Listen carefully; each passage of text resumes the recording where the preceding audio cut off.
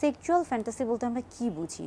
আপনার জীবনের বেশ কিছু হচ্ছে যৌনক্রিয়া রয়েছে যেটা কিনা আপনি মানসিকভাবে চিন্তা করছেন, কিন্তু বাস্তবিকভাবে হয়তোবা সেটা আপনি রূপ দিতে পারছেন না, বা বাস্তবিক অর্থে সেটার সাথে আপনার কল্পনার জগতের কোনো মিল নেই। এবং অনেক সময় দেখা যায় যে এই যে কল্পনাটা, এটা কিন্তু আপনার খুবই স্বাভাবিক হয়ে থাকে, এবং এটাকে আমরা তখনই অস্বাভাবিক বলবো যখন এই বিষয়টা দেখা যায় যে আপনার যে দৈনন্দিন জীবন রয়েছে সেখানে একটা বিরূপ প্রতিক্রিয়া তৈরি করে। অর্থাৎ সেক্সুয়াল ফ্যান্টাসি কিন্তু খুবই স্বাভাবিক একটি বিষয়, এবং অনেক ক্ষেত্রে আমরা বলে থাকি এটা নিরাপদ, কারণ এটা যেহেতু আপনি মনে মনে চিন্তা করছেন এবং এটার কিন্তু বাস্তবে কোনো আপনি রূপ দিচ্ছেন না, বা বাস্তবে কিন্তু এটার কোনো রূপ নেই। তো সেই ক্ষেত্রে দেখা যায় এটা যেহেতু বাস্তবিক অর্থে হচ্ছে না বা ঘটছে না, সেই ক্ষেত্রে আপনি কিন্তু অন্যের ক্ষতি করছেন না, আপনি নিজে নিজে আপনার নিজের মনের ভিতরে বেশ কিছু হচ্ছে যৌনক্রিয়া অনুভব করছেন এবং সেটাকে আপনি হয়তোবা স্বাচ্ছন্দ্য বোধ করছেন। এটাই মূলত সেক্সুয়াল ফ্যান্টাসি।